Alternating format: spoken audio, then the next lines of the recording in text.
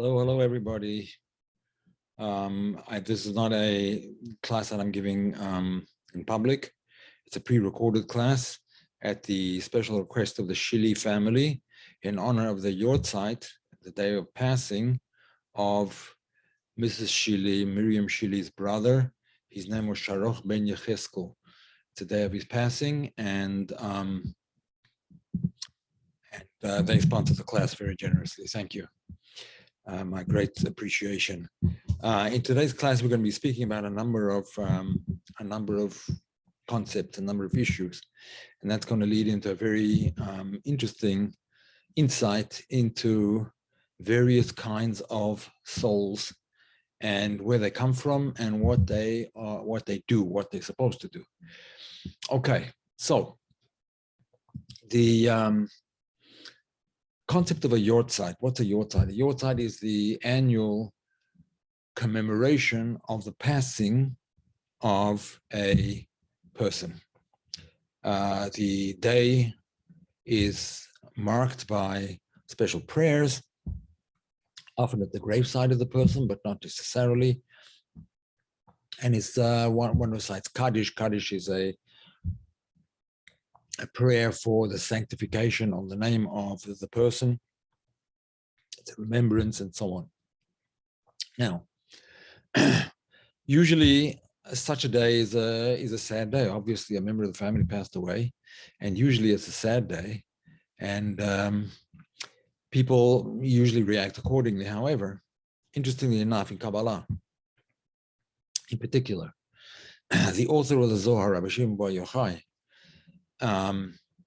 has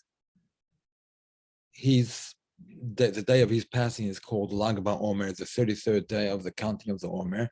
The counting of the Omer begins after the Passover festival, after Pesach, and it ends on the eve of Shavuot, of the festival celebrating the giving of the Torah, which is on the 6th of the month, the Hebrew month of Sivan. And his Yortzeit, the day of his passing, is on the 33rd day of the counting of the Omer. Each day you count a different day. It's 49 days until the 50th day, which corresponds to the 50th gate of wisdom, or the 50th gate of understanding, rather. The 50th gate of understanding, which is revealed on the day of Shavuot. That was the day that the Torah, the Pentateuch, the 5 books of Moses, essentially the 10 Commandments was revealed on that day, which contains the entire Torah. All the teachings, Jewish teachings, are contained in the 10 Commandments, and that in itself is several classes to explain. But in any event, the Yortzeit, the day of the passing of Rabbi Shimon bar Yochai, which was on the 33rd day of the Omer, called Lag BaOmer.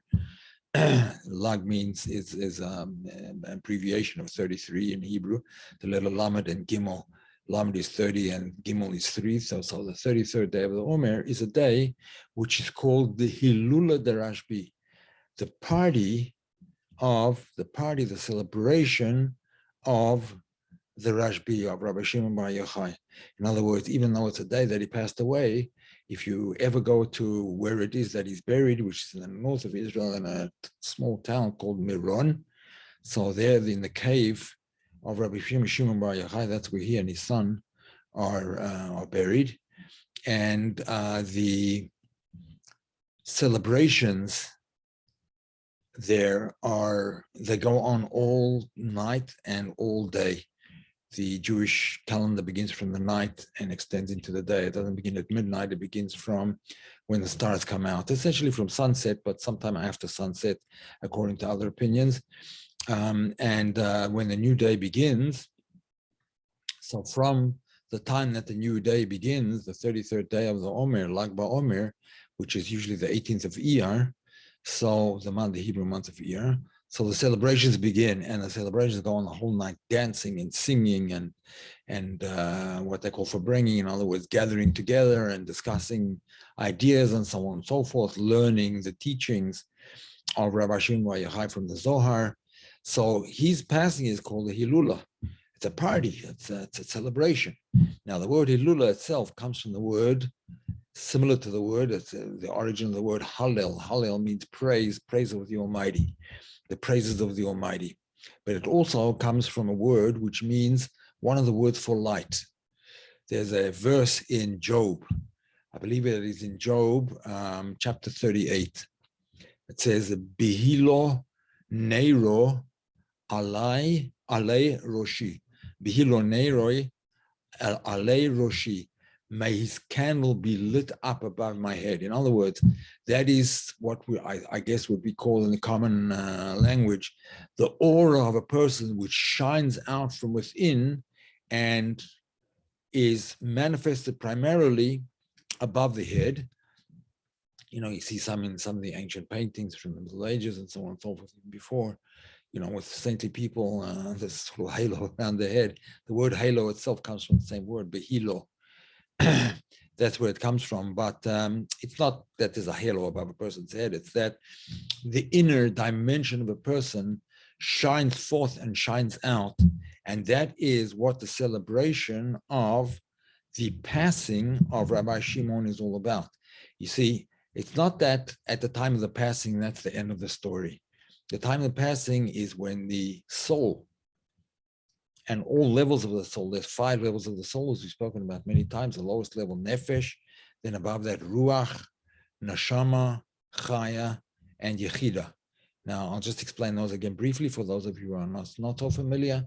Nefesh is the animating force of the physical body. Ruach is the animating force of the person's emotions. Neshama is the animating force of a person's intellect, or the consciousness, you could say.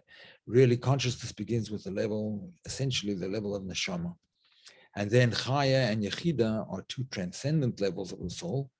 Chaya corresponds to a person's will, and yechida is that which is always attached to God, because it is part of God, called part of God above, and we'll discuss that a little bit more shortly.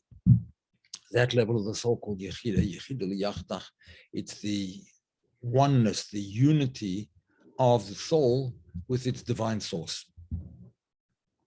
So the yortzeit, therefore, the histalkus of a tzaddik, the ascent of a saintly person from the level of living in the body to a higher level, is a time for celebration. In fact, where does the soul go to? The soul goes to its various levels in the various worlds. The highest level of each world is called the Gan Eden, the Garden of Eden of that particular world. Now, there's a Garden of Eden in every world. There are 4 manifest worlds. So there's a Garden of Eden in each of the 4 manifest worlds. And in other words, the Garden of Eden, let me just share a screen with you for a minute. The Garden of Eden comprises essentially these three sfirot of the sfirot. Chochmah, Bina, and Dat of the Garden of Eden are the Chochmah, Bina, Dat of that particular structure of the world, the sfirot, are the structure of the worlds. If you want to know more about sfirot, go to you can either go to my website, Kabbalah Decoded, .com, Kabbalah Decoded, Kabbalah with an H, decoded, all one word, .com, or you can go for a number of in-depth articles explaining the various sfirot. You can go to KabbalahOnline.org, KabbalahOnline.org, and there you will see an explanation of the various sfirot. All of these sites are obviously for free. In any event, the level of Chochmah Bina Dat of that particular world is called the Garden of Eden of that world. Now, since there are 4 worlds, the world of Asiya, the lowest world, which also corresponds, by the way, to the level of Nefesh that we spoke about, the life of the body, the life force of the body, the level of Ruach corresponds to the next level of Gan Eden, which is the world of Yetzirah. Then there's the Gan Eden of the world of Bria, the world of creation. The world of Yetzirah is the world of formation, the world of Bria, the world of creation. Then there's the world of Atzilut. The world of Atzilut is the emanated world, or the world of closeness, the world of proximity to godliness. In fact, it is a godly world. Transcending that, we have transcendent worlds, Above the world of Atzilus, we have a transcendent world, which is called Adam Kadmon, but it is not manifested within creation. It remains transcendent. It's a transcendent world. There's reason to explain that even in that transcendent world, there is a level called the Garden of Eden. Now, interestingly enough, as everybody knows, there's the sin of, which is called Chet et Hada'at, the sin of Adam in the Garden of Eden, where he tasted of the fruit of Da'at, of the tree of Da'at, before its proper time. The whole story of the eating of the apple in Gan Eden. It wasn't an apple. It was partaking of certain aspects of knowledge. Da'at actually means knowledge. That's what it's all about. That is knowledge. And not only just knowledge, but what would be the right word for it? It's not simply intellectual knowledge. It's the ability to cleave, to cling, to absorb and identify with concepts such that they live with inside you, so to speak. That's the concept of Da'at. The word Da'at actually comes from the word Adam Yada Es Chava. Adam Yada Et Chava. Man knew Adam knew Eve. What does it mean he knew Eve? It means that they had an intimate relationship, a sexual relationship in the most simple sense of the word. But the intimate relationship was not just simply a sexual relationship, a passing relationship. It was a bond and a unity of two souls. That's what the word da'at means. It means this bond and unity, this attachment to godliness. Unfortunately, they used the concept of this attachment to attach themselves to things of this world before they had been properly sanctified. I don't want to get into the whole story now because it's a very long and involved explanation. Perhaps we'll do it in one of the coming months. We will see. In any event, the soul, after it leaves the physical body, goes to the various levels, goes through the various levels of Gan Eden, right, of the Garden of Eden. It starts off after cleansing process. It reaches the first level, the Gan Eden of Asiya. And then, because Asiya is a spiritual world, the physical world is only the counterpart, the lowest level of the spiritual world. There are 5 spiritual worlds behind, so to speak, the surface, the physical surface, the material surface of this world. So, I suppose I don't have to share screen anymore. Okay. So the idea, therefore, is that the soul, after a process of cleansing, it has to go through what's called Nahar Dinur, or Nahar Dinur, the river of fire, right? In other words, it has to go through a certain cleansing process, which, depending on the particular soul, can last for up to a year, and then it ascends to the first level. The following year, it ascends to a higher level, and to a higher level, to a higher level, until eventually the soul returns to its original composition, its original state in the world of Atzilut, the highest of the manifested world, the world of closeness, the world of proximity to godliness, the godly world, essentially. That's what happens at the time of the passing of a soul, and that's why it is not a time necessarily for mourning. Although, of course, there's a period of mourning after the person passes away that is obligatory, and it has to be observed in the proper way, etc. But subsequent to that, what one celebrates is the ascent of the soul from level to level. Now, this purification process depends very much, what kind of purification process depends very much on how attached the person was to the physical world and to his physical body and to his emotions, to her, obviously, emotions, and so on and so forth, their intellectual paradigms, and so on and so forth. The greater the attachment to these sort of secular things, I don't know if secular is the right word, but things that are not God-focused, the greater the attachment to them, the deeper the cleaning process has to go. So therefore, that initial cleansing, which is the year of mourning, the initial year of mourning, that initial cleansing is more thorough in the first year, but every year at the yort site, the commemoration of the anniversary of the person's passing, the soul has another ascent. It ascends to the next level where it goes through again a process of cleansing and so on and so forth. Now, this all applies obviously to regular souls. The souls of the great saintly people like Rabbi Shimon Bar Yochai immediately went to the high levels. They didn't need to go through this whole purification process.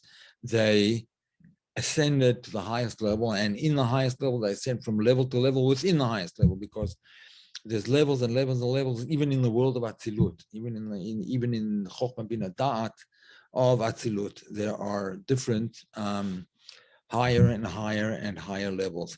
The soul unifies eventually in its essence. The essence of the soul unifies with the essence of God. Now, the day on which this person that we mentioned, whose class this class is dedicated in his name, again, Sharoch ben Yecheskel of the Shili family, Mrs. Shili's brother, actually. I guess his name is not Shili then, but in any event, he has a special assistance on this day. How do I know that? Because this is also the day of the birthday of the Lubavitcher Rebbe. The Lubavitcher Rebbe, Rabbi Menachem Mendel Schneerson. Let me just show you a picture of the Rebbe. You've probably seen his face. Very kindly, very not just a kindly person, but a person who was dedicated to bringing out the best of each person, to bring out the neshama, the soul of every person, and make it shine, to make the soul shine forth in every person. I happen to be one of his students while he was alive, but he passed away some years ago in unfortunately he was in his 90s already. In any event, let's not focus on that, but we'll focus on his birth. He was born on the 11th day of Nissan, which is the exact day of the Yortzeit, the passing of Miriam's brother. So a birth is exactly the opposite of death. In other words, after death, the soul ascends. Yes, it's a cleaning process, a cleansing process, but after the ascent, the soul ascends further and further, higher and higher. A birth is exactly the opposite. It's the descent of the soul into the physical body. However, there's a very big difference between the descent of a soul, of a regular soul, and the descent of a type of soul, which I'm going to describe in another few minutes.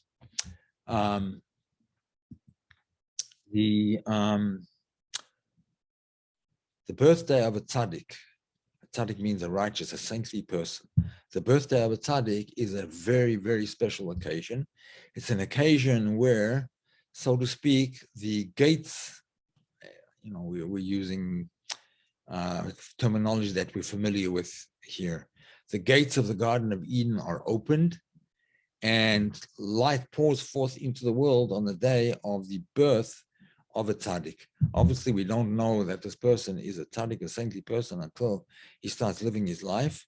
But in retrospect, we can always say that the birthday of the person, the day that that particular soul came down, is an incredibly special day. And therefore, the cleansing process on the 11th of Nisan is a much easier one, and a much more thorough one, and one that really lights up the soul and gives it the ability to ascend very, very quickly. And I'm in the middle of a class, sorry. Very quickly and very, how shall I say, not only quickly, but smoothly, very smoothly. Okay. So in other words, the ascent of the soul of the person who we are talking about was aided, I don't think you can say aided and abetted, but it was certainly aided by the birth of a soul on that particular day. The Rebbe was born in 1902, I believe it was, the 11th of Nissan. Now, there is a section of the Zohar, one of the major sections of the Zohar. And the Zohar is divided into the books of the Zohar that discuss the verses in the Torah, the verses in the 5 books of Moses. That's the regular Zohar. But then there's a work which some say is more ancient than the Zohar itself. In other words, it was taught first before the Zohar itself was taught by Rabbi Shimon Bar Yochai, who we spoke about, the author of the Zohar. And again, I mentioned this many times in the classes, but for those who have not heard it before, if you're worried about the authenticity of the Zohar, go to that website that I mentioned, kabbalahonline.org, and look for the articles called Authenticity of the Zohar that I authored. There are several articles going through the various disproofs, so to speak, and showing how they're absolute nonsense.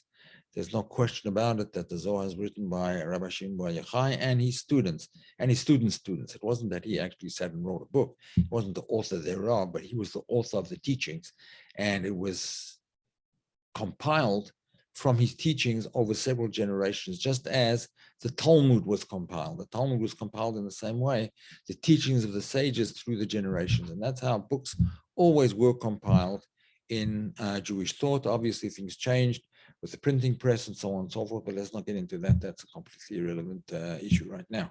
Okay, so you have the section of the Zohar called the Tikkunei Zohar.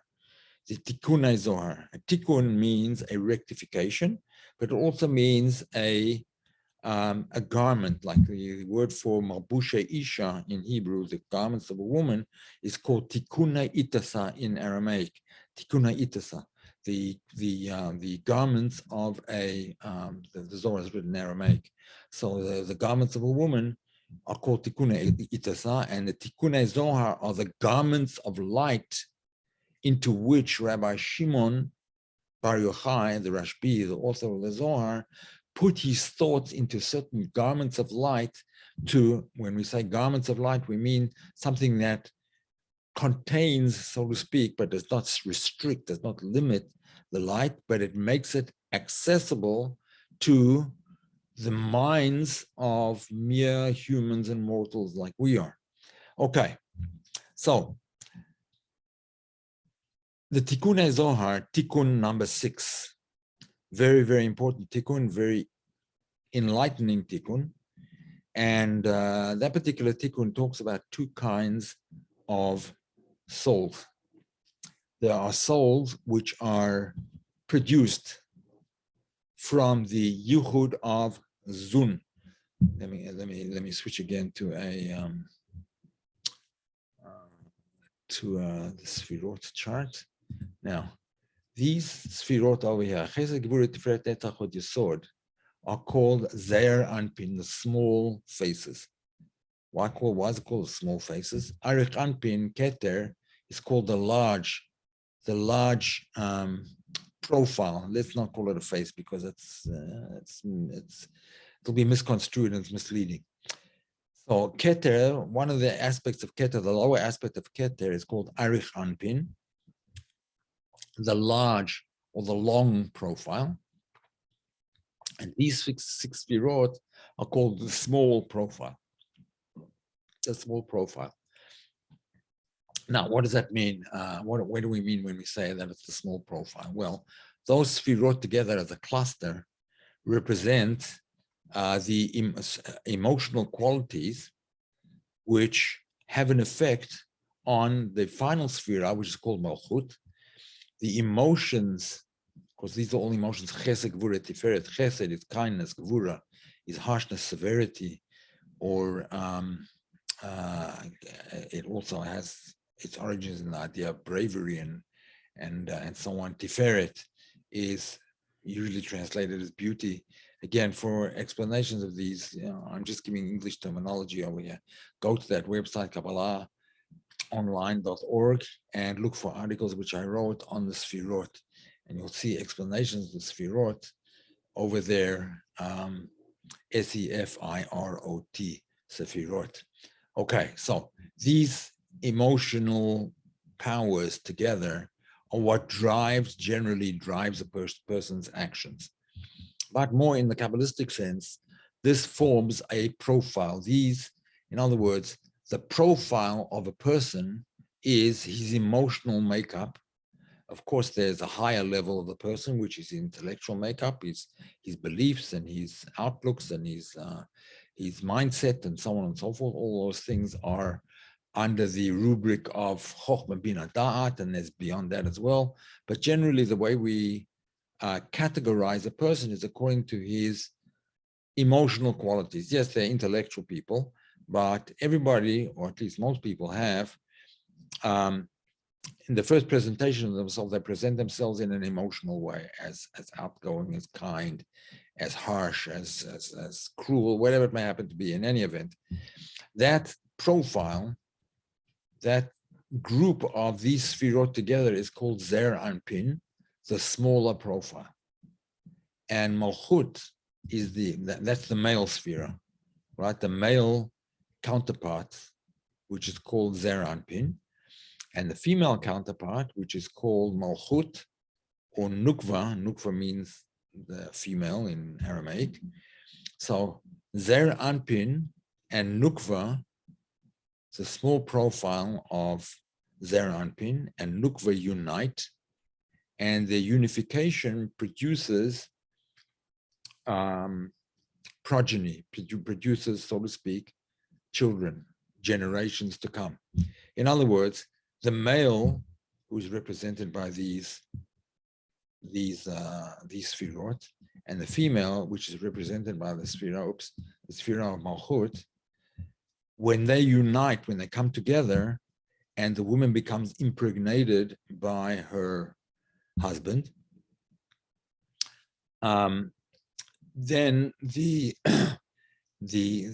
soul of that child comes as what is called from the Yichud Zun, from the unification of these two profiles, right? From the unifications, why is it doing this to me?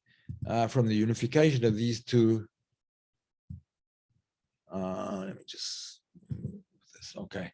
From the unification of these two profiles. However, those are only certain kinds of souls.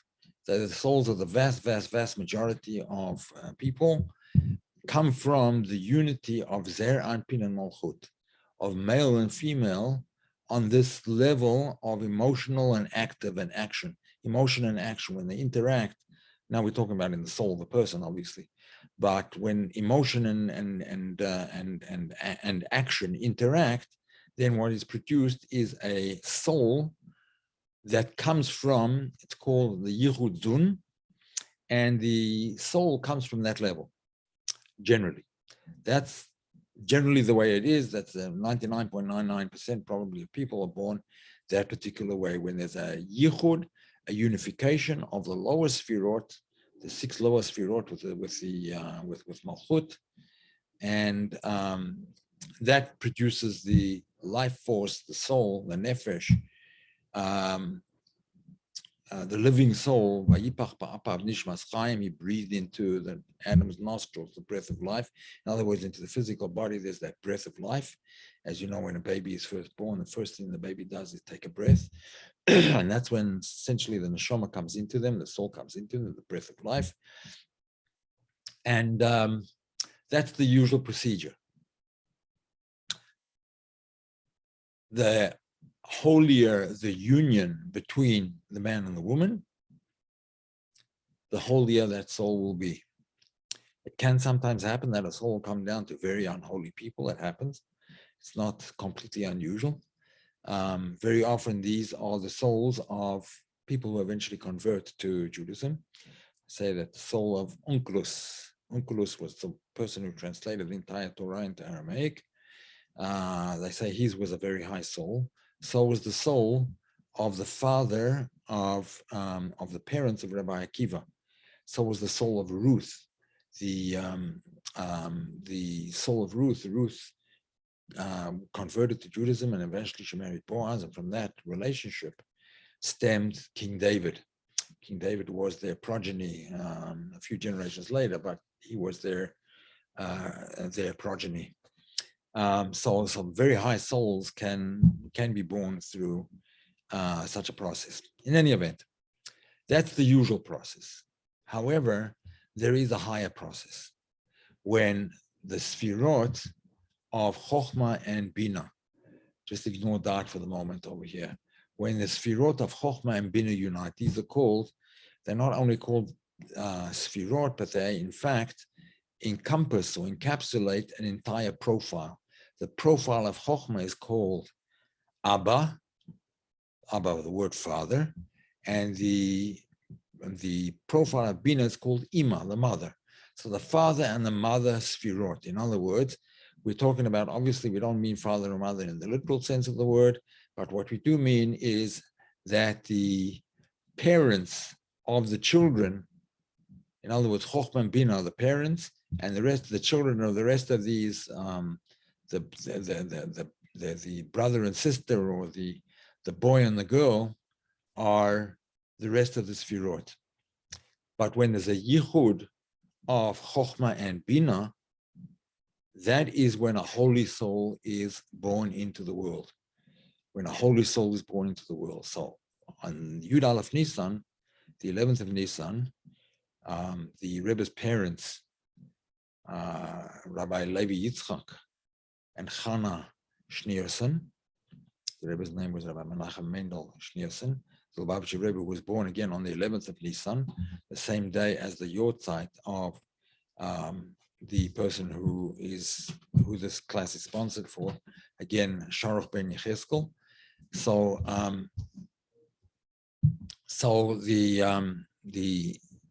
the coming together of Abba and Ima, the coming together of Chokhmah and Bina, produces a very holy soul. Rabbi Levi Yitzchak, the Rebbe's father, was a renowned Kabbalist. He was also a Talmudist, but his main interest was in Kabbalah, and he was a renowned Kabbalist. Unfortunately, most of his writings and teachings have been lost. They were destroyed by the Russian government and subsequently by the Nazis, and so on and so forth. And so unfortunately, we don't have very much, but we have some of his commentaries in the Zohar and some other teachings, but the vast majority of it was unfortunately lost. So the physical means by which the Rebbe was born was obviously through his father and mother, but because his father was such a holy Kabbalist, and his mother as well was a very holy woman, that the unification of their powers together, their soul powers together, brought about what's called, in some cases, it's called a new soul. But in any event, even if it's not a new soul, it's an extremely high soul. When we say a new soul, we mean a soul that wasn't incarnated previously. Now, there's nothing wrong with an incarnated soul. In fact, the sages tell us that there's the soul of Moshe Rabbeinu, Moses, was our teacher Moses, is reincarnated in every generation, from generation to generation. His soul is reincarnated in the leaders of the generation. It's not his entire soul, but a spark of his soul energizes the souls of leaders, spiritual leaders of the generation. Now, this you can see, you can study, and it's worth studying. You can find in the work called Tanya, Ulikotei Amorim. Tanya is one of the fundamental works of Hasidic philosophy. And I will give you, in fact, I'll even give you a link to this. Let me post it in the chat. I think I have the link typed out already, so I'll just post it. Let's see, paste. Yes, there we are. So that's it. You can see, just read through the chapter, and you'll see that Moses was the head of the 7 shepherds. 7 shepherds means the 7 leaders, starting with Abraham, Isaac, Jacob, and so on and so forth. Moses was the seventh generation. Just as the Rebbe, the Lubavitcher Rebbe, was the 7th generation of Chabad Rebbeim. And in any event, the leader of the generation is animated and enlightened by a spark from the soul of no less than Moses, Moshe Rabbeinu himself. So as the Zohar itself says, there's a Moshe b'chol dara v'dara. There's a Moses in every generation. But not only is there a Moses in every generation, there's also a spark of Moses, of Moshe Rabbeinu in each and every soul. It corresponds to the faculty of Da'at of that soul. And it is, if you read that chapter, you'll see what it's all about. But the fact that a spark of the soul of Moshe is born into every generation, or the soul of Moses reincarnated in the leaders of the generation, and Lubavitcher Rebbe was certainly that. Therefore, the day on which he was born is a day on which is a flood, literally a flood of tremendous spiritual power, or spiritual light, if you would like to call it that, or spiritual light, which floods into the world, and therefore gives an immediate boost and elevation to the soul of anyone who passes away on that particular day. So therefore, it is a day essentially of celebration, but it is a day in which we celebrate the spiritual qualities that we need to embody, that we need to emulate, that were transmitted and emitted by all the leaders of the generations from the time of Abraham onwards.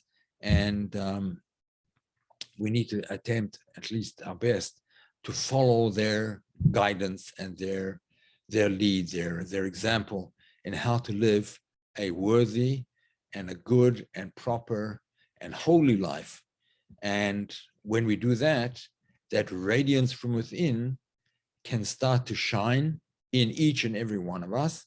And as you probably have seen with very saintly people, they emit this kind of glow. There's this kind of aura or glow about them, this glow of happiness, and it's a glow of spirituality. It's a halo of light, really, essentially bursting forth from the holiest of people. And we need to cultivate our souls in order to achieve this for ourselves as well. I hope this class was enlightening and interesting for everybody. I'm going to call it a day over there. I will post this class on YouTube at the request of Mrs. Sheely. I'll post it immediately. I won't wait for the day of the Yortzeit, and you're welcome to watch it there. To those who already subscribed to the channel, you'll probably get a notification, but I will send out a link via those who are signed up to receive an email from me. It'll be a link to this new video. All the best and have a wonderful Passover. I am not going to be available until towards the end of April. Of course, you can always email me and so on, but I will not be giving any further classes until after the Passover break, Passover holiday, the Passover celebrations. I thank you all for attending, although no one actually attended, but I thank you all for those who will listen to the lecture. And again, my best wishes for all of you. All the best then. Bye-bye.